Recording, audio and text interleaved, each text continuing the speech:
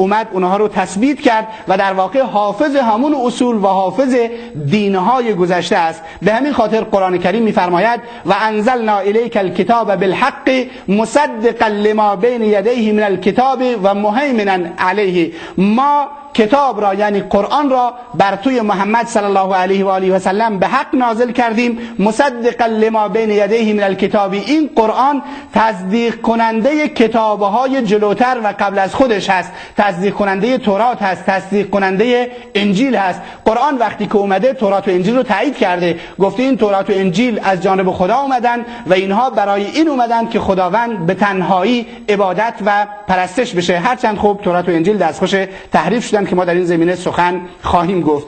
بعدش میگه و مهیمنا علیه و محافظ کتابهای گذشته و ادیان گذشته است. به خاطر اینکه همون توحیدی که ادیان گذشته تبلیغ میکردن، همون رسالتی رو که ادیان گذشته تبلیغ میکردن و همون ایمانی رو که به روز قیامت ادیان گذشته و کتابهای گذشته و پیامبران گذشته تبلیغ میکردن، قرآن کریم هم اونها رو به همون شکل تبلیغ کرده. پس اولین خصوصیت قرآن کریم که در آیات متعدد یاد شده این هست که حافظ ارزش‌ها و آموزش‌های انبیای گذشته و کتاب‌های گذشته است. دومین خصوصیت و ویژگی قرآن حفاظت قرآن کریم هست که خداوند عزوجل تعهد کرده که ما این کتاب رو حفاظت خواهیم کرد. شاید این حفاظت، یکی از فلسفه های حفاظت این باشد که کتاب های گذشته رو خداوند عزوجل چنین تعهدی در مورد اونها نداده. چرا؟ به خاطر اینکه کتاب های گذشته خاص به ملت و قومی خاص بودن و ویژه زمانی خاص بودن، اما قرآن برای همه ملت ها و برای همه زمان هاست. و اگر خدای نکرده قرآن تحریف میشد و خداوند چنین تعهدی نمیکرد، معنیش این بود که حجت خدا بر بندگان خدا تمام نشود. یعنی انسانهایی که بعداً می اومدن میگفتن خب کتابی که در دست ما بود کتاب تحریف شده ای بود، پس حجت بر ما تمام نشده. به خاطر اینکه حجت خدا بر بندگان تمام بشه و روز قیامت انسانها بهانه‌ای نداشته باشند که خدایا کتابی برای ما، کتاب درستی برای ما نیومد، دلیل درستی برای ما نیومد، خداوند عزوجل تعهد کرده که قرآن کریم رو حفظ بکنه در همه زمانها و مکانها و انسانها روز قیامت بهانه‌ای نداشته باشند و نگن ما کتابی ندیدیم و رسالتی ندیدیم. این است که قرآن کریم، خداوند عزوجل درباره قرآن کریم میفرماید انا نحن نزلنا الذکر و انا له لحافظون. ما این قرآن رو فرو فرستادیم، نازل کردیم و ما حافظ و نگهدارندهش هستیم. و وقتی خداوند تعهد نموده که حفظ و نگهداریش بکنه، البته با اسباب حفظ و نگهداریش میکنه که الان فرصتی این نیست که ما درباره تاریخچه قرآن کریم و روش حفاظت قرآن کریم و جمع آوری قرآن کریم سخن بگیم. ولی آنچه مسلم هست این هست که قرآن کریم بعد از اینکه جبریل امین علیه السلام بر رسول خدا صلی الله علیه و آله و سلم نازل کردند، رسول خدا صلی الله علیه و سلم برای صحابه بازگو می‌کردند و تعدادی از یاران رسول خدا به عنوان کاتب وحی، یعنی نویسندگان وحی و نویسندگان قرآن مطرح بودند و اینها قرآن کریم رو بر پوست و بر پوست درختان و بر تخته و اینها می نوشتن و همچنین تعداد زیادی از صحابه رسول خدا صلی الله علیه وسلم قرآن رو در سینه ها و در اندیشه ها و مغزها حفظ داشتن و قرآن از اون روز تا امروز به تواتر به ما رسیده. تواتر معنیش این هست که در هر زمانی تعداد زیادی از فرزندان مسلمانان قرآن رو حفظ داشتند و به تعداد دیگر منتقل کردند و این احادیث رو، این گونه سخنانی رو که تعداد بسیار زیادی نقل بکنند ما در واقع میگیم تواتر یا سخن متواتر. اینه که قرآن به تواتر از زمان رسول اکرم صلی الله علیه و سلم تا امروز به ما رسیده و امروز هم هزاران نفر از فرزندان مسلمان قرآن کریم رو در سینه هایشون حفظ دارند و از هر گونه تحریف و دستبردی دور نگه داشته شده. باز هم قرآن کریم میفرماید و انه لکتاب عزیز لا یأتیه الباطل من بین یدیه ولا من خلفه تنزیل من حکیم حمید. این کتاب یعنی قرآن کتابی عزیز هست، کتابی پرقدرت هست. لا یأتیه الباطل من بین یدیه ولا من خلفه، باطل از هیچ جهتی بهش راه نداره.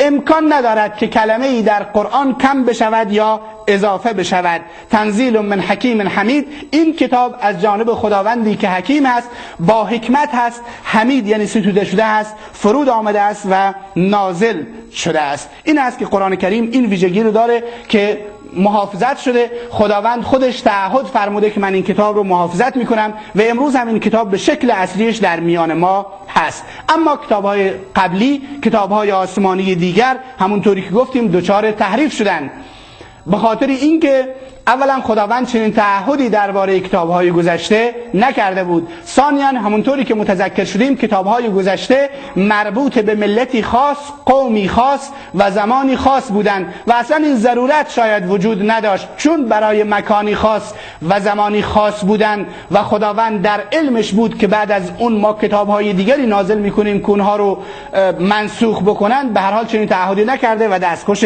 تحریف شدند و این تحریف رو قرآن کریم بیان نموده است. اونجایی که قرآن کریم میفرماید افتطمعون ان یؤمنوا لكم وقد كان فریق منهم یسمعون کلام الله ثم یحرفون من بعد ما عقلوه، آیا شما، این درباره تورات میفرماید، آیا شما مسلمانان این انتظار رو دارید که این یهودی ها به شما ایمان بیاورند در حالی که گروهی از اینها کلام خدا رو میشنیدند و بعد از اینکه میفهمیدن اون تحریف میکردن؟ یعنی تورات رو میشنیدن، میفهمیدن، درک میکردن، ولی بعد از اون تحریفش میکردن. که این تحریف رو مفسرین علامه ابن کثیر رحمه الله میفرماید هم تحریف لفظی میکردن تورات رو و هم تحریف معنوی میکردن. چه بسا الفاظ تورات رو عوض میکردن و چه بسا اگر لفظ تورات رو عوض نمیکردن معنیش رو دانسته و فهمیده عوضش میکردن.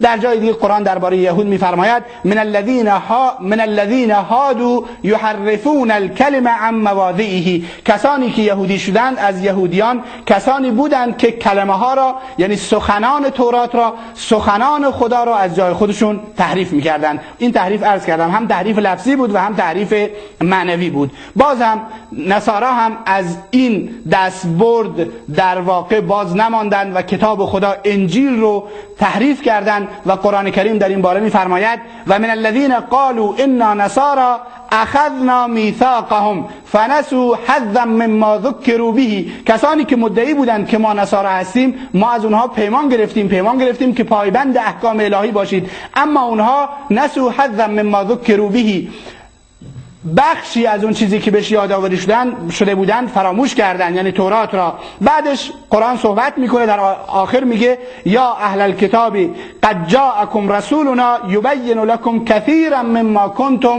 تخفون، ای اهل کتاب رسول ما یعنی محمد صلی الله علیه و سلم اومده نزد شما و بسیاری از اون چیزهایی که شما کنتم تخفون من الکتاب، شما از کتاب یعنی از انجیل مخفی میکردید برای شما بیان میکنه. این نشونگری این هست که تورات رو، انجیل رو هم مسیحی ها تحریفش کردن و درش دستبرد زدن و بزرگترین دلیل تحریف انجیل این هست که در انجیل هایی که امروزه وجود داره اومده که عزیر، در تورات ها اومده که عزیر فرزند خداست و در انجیل ها اومده که مسیح فرزند خداست و به این خاطر مشخص هست که خدا فرزندی نداره و اونها تحریف کردن. اینی که در قرآن اومده و قالت الیهود عزیر ابن الله، یهودی ها گفتند عزیر فرزند خداست، و قالت النصارى المسیح ابن الله، نصارا مدعیین شدند که مسیح فرزند خداست. ذالک قولهم بافواههم، قرآن میگه این قولی هست که اینها به زبان میآورند و با این سخنشون یضاهئون قول الذین کفروا، سخنشون مشابه سخن کفار قبل از اونها است. قاتلهم الله انا یؤفکون، خداوند اونها رو هلاک و نابود بکنه چگونه افترا میبندن. که در جواب این آیات که اونها این تهمت ها رو میزدن، در جواب این سخنانی که یهود و نصارا میگفتند و این تهمت ها رو میزدن، خداوند سوره اخلاص رو نازل فرمود. قل هو الله احد الله الصمد لم یلد ولم یولد ولم یکن له کفوا احد، که در این سوره میگه خداوند هیچ گونه نزاییده شده است و نه فرزند دارد و نه کسی مشابه و شبیه اونهاست. این هست که این کتاب ها غیر از قرآن کریم سایر کتاب ها دچار تحریف شدند و دلایل دیگر تحریف کتاب ها عبارت از این هست که یک، نسخه های اصلی تورات و انجیل و اینها از بین رفتن، یعنی هیچ نسخه اصلی از تورات و انجیل امروز در دنیا وجود نداره. بسیاری از تورات ها و انجیل هایی که وجود دارن سخنان مردم، تفسیرهای علمای یهود و نصارا با تورات و انجیل مخلوط شده. هیچ کتابی از کتابهای گذشته سند تاریخی ندارد، اونطوری قرآن کریم سند تاریخی داره و گفتیم تاریخ قرآن مشخص هست و سندش از رسول الله و از جبریل علیه السلام مشخص هست. قرآن کریم یک نسخه در جهان بیشتر نداره که مسلمانان برش اتفاق نظر دارند که این قرآن هست و این درست هست، اما انجیل میدونیم که و تورات نسخه های متعدد و نسخه های زیادی دارد که 4 تا از انجیل ها امروز معروف و مشهور هستند. دلیل دیگر تحریف تورات و انجیل و کتاب های گذشته این است که عقاید فاسد زیادی در تورات و انجیل وجود داره، شرک وجود داره، عقیده تثلیث یعنی خدایان سگانه، خدا و مریم و روح القدس وجود داره که اینها با توحید و یگانه پرستی در تضاد هستند.